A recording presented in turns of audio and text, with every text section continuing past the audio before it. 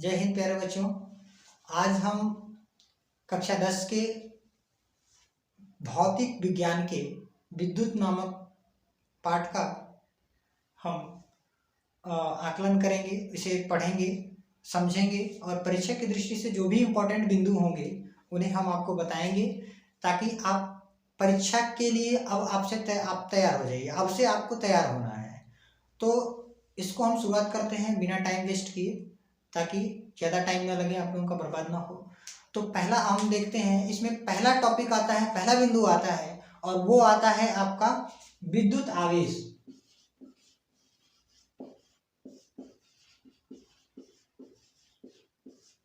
अब ये विद्युत आवेश होता क्या है? किसी भी पदार्थ का वह गुण जिसके कारण विद्युतीय प्रभाव या चुंबकीय प्रभाव उत्पन्न होता है उसे हम विद्युत आवेश कहते हैं।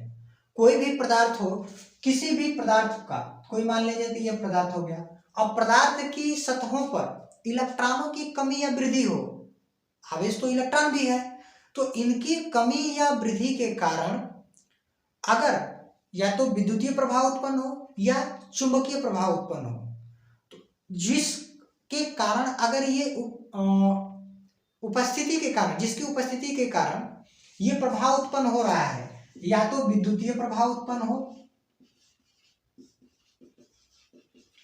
या चुंबकीय प्रभाव उत्पन्न हो,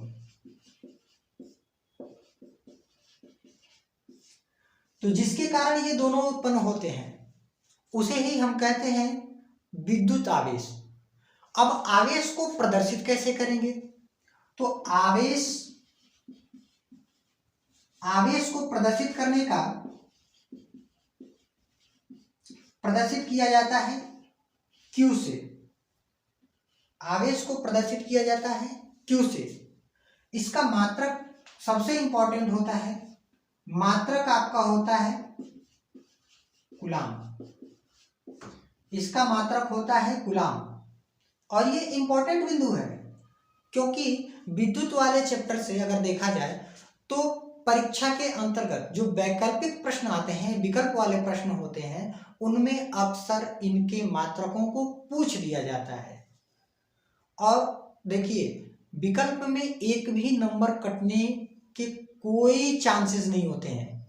अगर आपका सही है तो आपका पूरा नंबर मिल जाता है, जबकि आप अगर थ्योरी में लिखते हैं तो उसमें नंबर कट सकते हैं, कुछ पॉइंट नंबर कट सकते हैं, बट विकल्प वाले प्रश्नों में एक भी नंबर नहीं कटते हैं अगर आपने सही लिखा है, सही आंसर दिया है तो विद्युत आवेश आपको समझ में आ गया होगा कि विद्युत आवेश क्या होता है।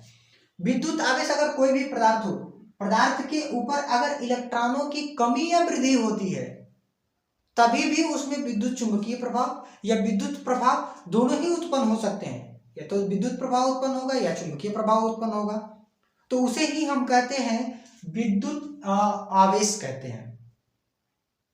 इतनी बात आपको समझ में आ गई होगी। अब आवेश का मात्रक क्या, आवेश का सूत्र क्या होता है?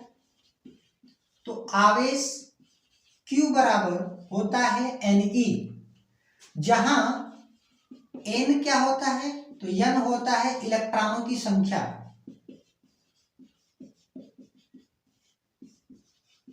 इलेक्ट्रॉनों की संख्या, और E होता है, E जो होता है एक इलेक्ट्रॉन का आवेश होता है। तो एक इलेक्ट्रॉन का आवेश 1.6 × 10⁻⁻19 कूलाम होता है।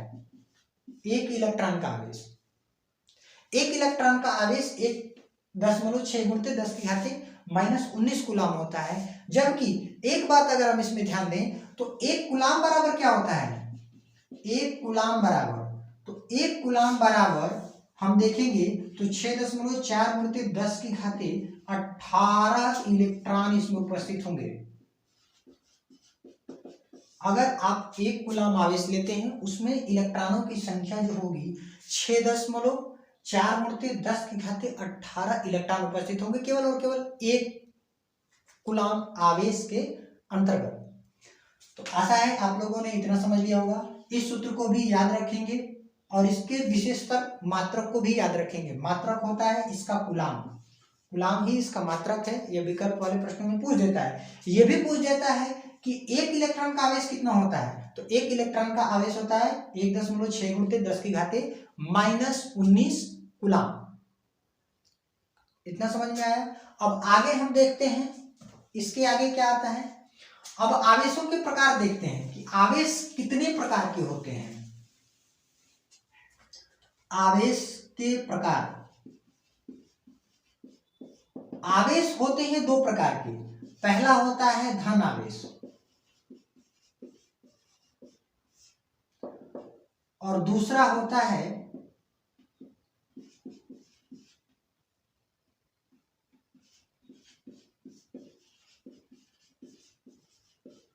ऋण आवेश। दूसरा होता है ऋण आवेश। धन आवेश क्या होता है, तो किसी पदार्थ में इलेक्ट्रॉन की कमी के कारण, किसी भी पदार्थ में इलेक्ट्रॉन के कमी के कारण जो आवेश उत्पन्न होता है उसे हम कहते हैं धन आवेश। किसी पदार्थ के इलेक्ट्रॉन में कमी के कारण उत्पन्न आवेश को हम धन आवेश कहते हैं। यह होता है आपका धन आवेश। जबकि जो ऋण आवेश होता है उसे हम कैसे परिभाषित करेंगे, तो किसी पदार्थ में इलेक्ट्रॉनों की वृद्धि के कारण, किसी पदार्थ में इलेक्ट्रॉनों की वृद्धि के कारण जो आवेश उत्पन्न होते हैं उसे हम कहते हैं ऋण आवेश। अब इलेक्ट्रॉन, अब एक बात का आप ध्यान रखिएगा, ये कुछ खास इंपॉर्टेंट परीक्षा की दृष्टि से नहीं है, बस आप इतना ध्यान रखें कि आवेश दो प्रकार के होते हैं, एक होता है धन आवेश, एक होता है ऋण आवेश। अब आप इनको कैसे समझेंगे कि धन आवेश किस प्रकार से हम पता करें और ऋण आवेश कैसे पता करें, तो आप ध्यान दीजिए। धन आवेश का पता करने के लिए आप क्या करेंगे, एक कांच की छड़ लें, कांच की छड़, और इसे आप कांच की छड़ को रेशम के कपड़े पर अगर आप रगड़ते हैं, रेशम के कपड़े पर अगर आप रगड़ते हैं तो कांच जो होता है, कांच धनायन हो जाता है, कांच पर धन आवेश आ जाते हैं, और साथ ही साथ जो कपड़ा होता है उस पर ऋणायन उपस्थित हो जाते हैं। दूसरी स्थिति, अगर आप देखेंगे कि अगर किसी पेन को, इस पेन को लेकर के अगर हम अपने बालों पे ज्यादा देर तक रगड़ लें और किसी छोटे पेज को, कोई छोटा पेज ले लें और छोटे पेज का जो फटा हो, छोटा सा टुकड़ा हो, अगर उसे हम रगड़ करके इस पेन से उठाएं तो ऑटोमेटिक जब उसके पास हम ले जाएंगे ये तुरंत इस पे जाकर के चिपक जाएगा, सट जाएगा। आप प्रैक्टिकल करके देख लीजिएगा, वो इस पर आकर के चिपक जाएगा। क्यों? क्योंकि जब हम इस पर रगड़ रहे हैं, बालों पे जब इसको हम रगड़ेंगे अच्छी तरह से ज्यादा देर तक थोड़ा सा, तो रगड़ने पर इस पर धन आवेश आ जाता है, और कोई भी वस्तु स्वतंत्र रूप से अगर पड़ी हुई है तो उस पर ऋण आवेश, उसके बाहरी सतहों पर ऋण आवेश होता है, इलेक्ट्रॉन उपस्थित होता है। तो ये हो गया आपका धन आवेश और वो हो गया ऋण आवेश। दोनों ही मिलकर क्या करेंगे, एक दूसरे से जब विपरीत आवेश होते हैं, कूलाम ने बताया था कि अगर एक आवेश पॉजिटिव है और एक आवेश ऋणावेशित है, यानी कि निगेटिव है, तो इन स्थितियों में अगर आवेश जो होता है, अगर आवेश एक धन आवेश है और एक ऋण आवेश है, दोनों आपस में आकर्षित करते हैं, एक दूसरे को आकर्षित करते हैं। जबकि अगर दोनों ही एक ही प्रकार के आवेश हो जाए, जैसे दोनों ही धनायन हो जाए या दोनों ही ऋण आवेश हो जाए, तो इन स्थितियों में देखें एक दूसरे से ये दूर हटेंगे, यानी कि प्रतिकर्षित करेंगे। आकर्षण का मतलब, आकर्षित का मतलब एक दूसरे को खींचेंगे आपस में, और प्रतिकर्षित का मतलब होता है वो दूर हटाएंगे, एक दूसरे को दूर हटाएंगे। अब ये ऋण आवेशित को कैसे आप पहचानेंगे, ये तो मान लीजिए कि कांच की जो छड़ है उसको हमने क्या कर दिया, रेशम के कपड़े पर हमने रगड़ा, और रगड़ने पर देखा कि कांच की छड़ पे जो धन आवेश हो गया है और कपड़ा जो है कि ऋण आवेशित हो गया है। दूसरी स्थिति आपकी आती है ऋण आवेश वाली, तो एबोनाइड की छड़ लेते हैं, एबोनाइड की अगर छड़ ले लें, जिसे आबनूस की छड़ कहा जाता है, एबोनाइड की छड़ लें और उसे हम बिल्ली की खाल पर यानी कि फुर जिसको बोला जाता है उस पर अगर हम रगड़ते हैं तो एगोनाइड की क्षण ऋणात्मक हो जाती है यानी कि ऋण आवेशित हो जाती है, और जो पॉजिटिव जो धनायन होता है वो बिल्ली के खाल या फुर जिसको बोला जाता है अंग्रेजी में उस पर जाकर के एकत्रित हो जाता है। तो ये आपको ये चीजें समझ में आई होगी आप लोगों को, ठीक। अब कूलाम ने, मैंने बताया कि कूलाम ने क्या किया है, कूलाम ने आवेशों को बताया कि आवेश जो है कि अगर विपरीत होंगे तो आकर्षित होंगे, अगर दोनों ही एक दूसरे के विपरीत आवेश न होकर के समान आवेश हो जाए तो समान आवेश हो जाएंगे तो दोनों ही प्रतिकर्षित करने लगेंगे।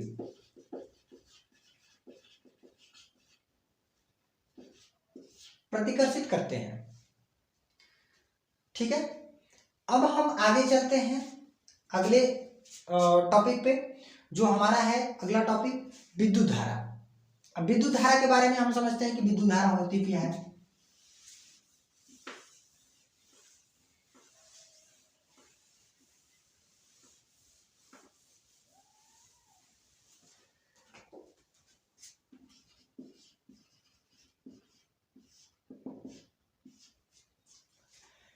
किसी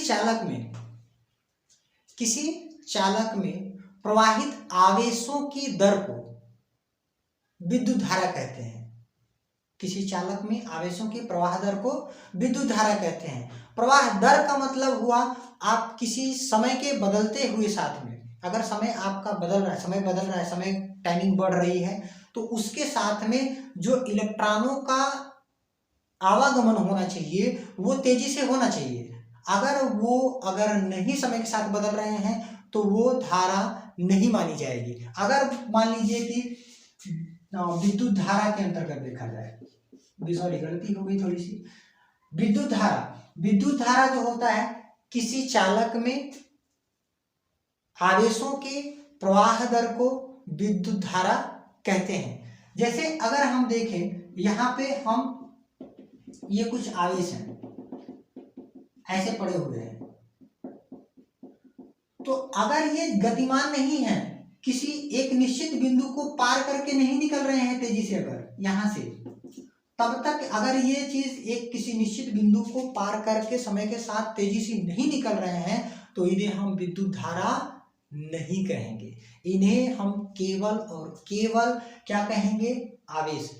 कितने भी आवेश हों अगर वो स्थिर अवस्था में पड़े हुए हैं तो उन्हें हम विद्युत धारा नहीं कह सकते। विद्युत धारा होने के लिए इनको गतिमान होना होगा और किसी एक निश्चित बिंदु को धड़ाधड़ पार करना होगा। अगर ये तेजी से पार कर लेते हैं किसी निश्चित समय अंतराल में तो भी हम विद्युत धारा कहेंगे। धारा जो होती है विद्युत धारा I बराबर होता है Q/T।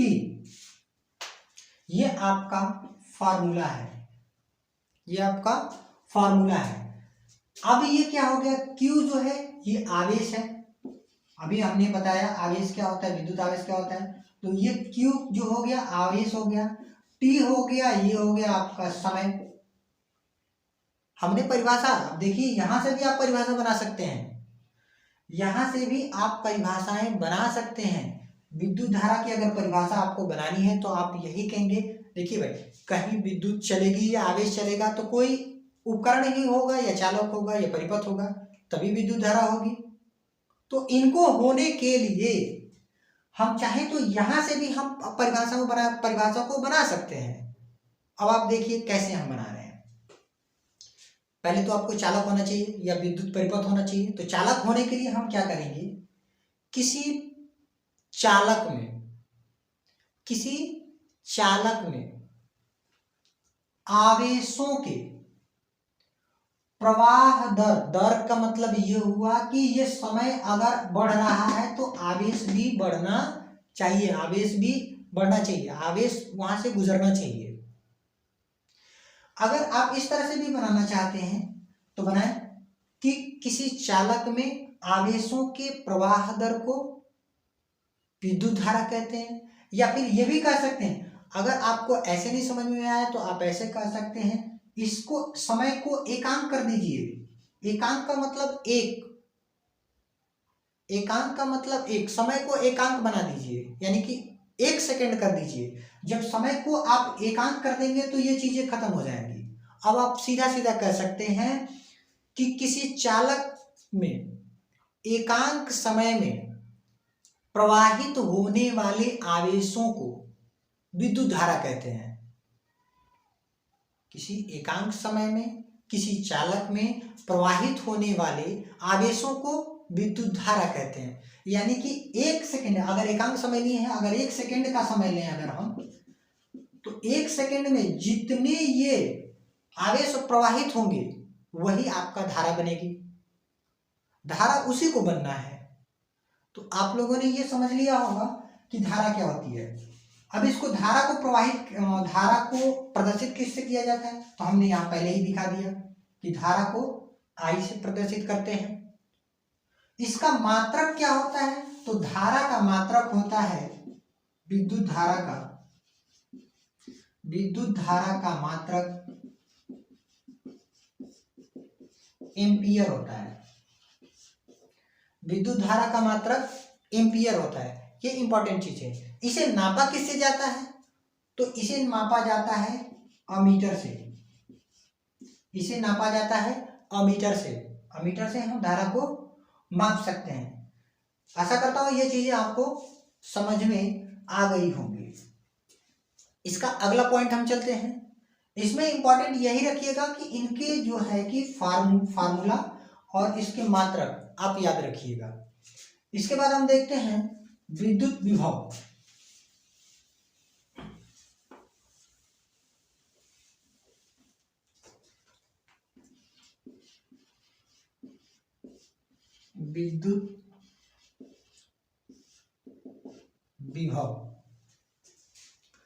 विद्युत विभव होता क्या है, तो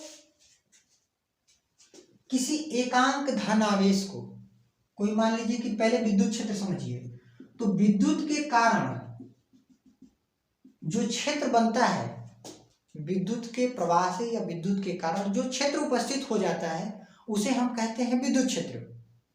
मान लीजिए कि यहां से हम तार लेकर गए ऐसे, और ये तार ने क्या किया कि आसपास के क्षेत्र में कोई ऐसा प्रभाव उत्पन्न कर दिया जिसे हम क्या मान लेते हैं, विद्युत क्षेत्र। यानी कि जहां तक वो विद्युत जा रही है वो उसका क्षेत्र बनता चला जा रहा है। तो विद्युत क्षेत्र जो होता है, ऐसे मान लीजिए कि आपका तार गया और यहाँ पे इसके चारों ओर हमने क्या कर दिया, विद्युत बना दिया, ये क्षेत्र हो गया। क्योंकि अगर आप देखते हैं हाई वोल्टेज वाली जो लाइट होती है, हाई वोल्टेज जहां से प्रभावित होता है वो कुछ दूर ही से क्या करता है, आकर्षित करता है। जो निगेटिव चीजें होती हैं, जो ऋणावेशित होती हैं, अगर उसमें धनावेशित जा रहा है, आवेशों का प्रवाह हो रहा है, अगर ऋणावेशित को पाएगा तो एक दूसरे को आकर्षित करेगा। इसीलिए कहा जाता है कि जो ज्यादा वोल्टेज वाली जो लाइट होती है, हाई वोल्टेज वाली जो लाइट होती है, लाइन होती है, उसके पास हमें नहीं जाना चाहिए। क्यों? क्योंकि वो एक हमें क्या कर लेता है, आकर्षित कर लेता है, खींच लेता है अपनी तरफ, और हम जहां उससे आकर्षित होंगे तो हमारा मरना तय हो जाता है। तो कारण यही है कि जिस क्षेत्र में हम विद्युत क्षेत्र के अंतर्गत अगर हम पहुंचते हैं, विद्युत क्षेत्र के अंतर्गत अगर हम पहुंच जाते हैं तो ये या तो आकर्षित करेगा, ये आकर्षित करेगा, अपना प्रभाव दिखाएगा। तो विद्युत विभव होता क्या है, एकांक धनावेश को अनंत से, ये हो गया आपका विद्युत क्षेत्र, और इधर हो गया अनंत, और एकांक धनावेश केवल एक धनावेश को हम यहां से उठा करके इस विद्युत क्षेत्र के अंतर्गत ला लिए। मान लीजिए कि यहां ला दिए, हम इसी को उठाए और हम यहां ला लिए। इसको लाने में जितना काम हो रहा है, जितना कार्य हुआ, वही हो जाता है विद्युत विभव। विभव का मतलब ही कार्य होता है। अब इसकी परिभाषाएं ध्यान से सुनिएगा और मेरे साथ साथ याद भी करते चलिएगा। किसी एकांक धन आवेश को विद्युत क्षेत्र के अंतर्गत लाने में जितना कार्य किया जाता है उसे ही विद्युत विभव कहा जाता है। एकांक धन आवेश को विद्युत क्षेत्र के अंतर्गत लाने में जितना कार्य किया जाता है उसे हम विद्युत विभव कहते हैं। अब विद्युत विभव को प्रदर्शित किससे करते हैं, तो इसे भी से प्रदर्शित करते हैं। इसका मात्रक क्या होता है? तो इसका मात्रक होता है बोल्ड। इसका मात्रक होता है बोल्ड। इसे प्रदर्शित किससे करते हैं? तो इसे भी से प्रदर्शित करते हैं। इसका फार्मूला क्या होगा?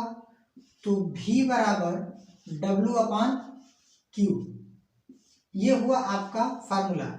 अब आप कहेंगे कि आपने तो बताया कि एकांक धन आवेश को अनंत से विद्युत क्षेत्र के अंतर्गत लाने में जितना कार्य हुआ उसे हम विद्युत विभव कहते हैं, तो फिर ये Q कहाँ से आ गया? एक बात ध्यान रखिएगा, अगर किसी चीज को हम बांटते हैं, जैसे 5 बच्चों में अगर 5 आम को बांटना है तो आप क्या करेंगे? सीधा 5 से 5 में भाग दे देंगे और वो आपको मिलेगा क्या?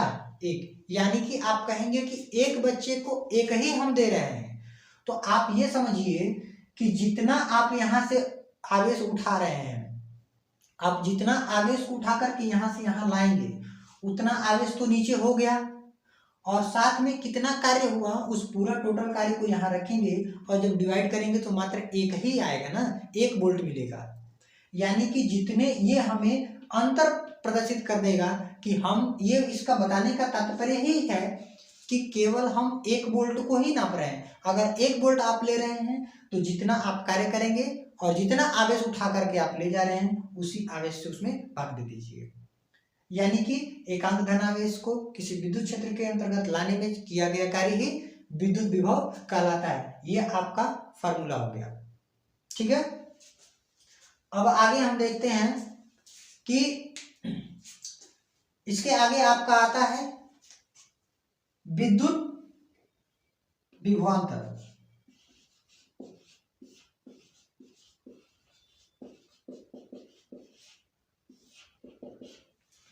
विद्युत विभवांतर क्या होता है?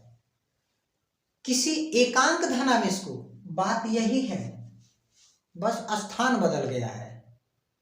बात यही है विभवांतर में, ये विभव का अंतर ही विभवांतर होता है। विभव का अंतर ही विभवांतर होता है, आप समझ लीजिए। देखिए कैसे क्या होता है।